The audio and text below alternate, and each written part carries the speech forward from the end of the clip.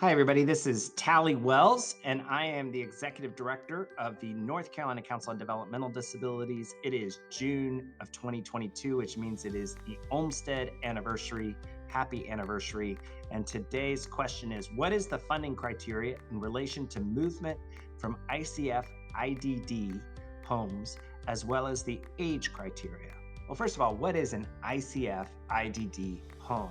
ICF stands for Intermediate Care Facility, and IDD stands for Intellectual and Developmental Disability. In North Carolina, a lot of times what an ICF IDD home is it is a group home where individuals with intellectual and developmental disabilities live together and receives 24 hours of supports.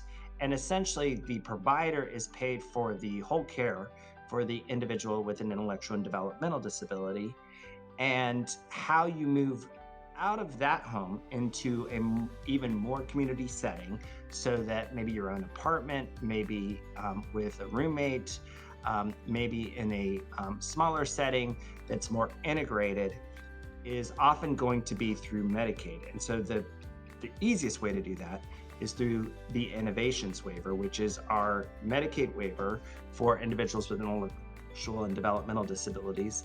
Medicaid waiver is essentially a package of services that you can get that can help pay for the supports you need to live more meaningfully in the community in a more integrated setting. But we have a 15,000 person waiting list.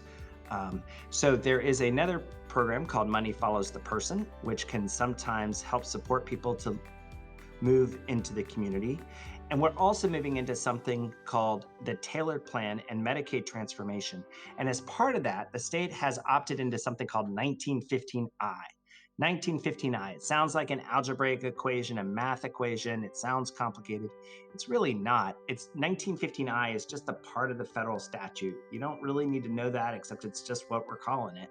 But 1915I is that part of the Medicaid statute that says if the state opts into it, the state will provide services to people with intellectual and developmental disabilities and Medicaid in the way in which the state designs the service. And here, what that's going to mean when this comes into effect in December of 2022 is that individuals with intellectual and developmental disabilities who have Medicaid can get up to 28 hours of services of something called community living supports. And that can enable a lot of folks to potentially move out of ICF IDDs into the community and get that number of hours of supports. Now, that's not going to serve everyone, and we're still going to need the Innovations Waiver for folks who need more services. We're still going to need Money Follows the Person.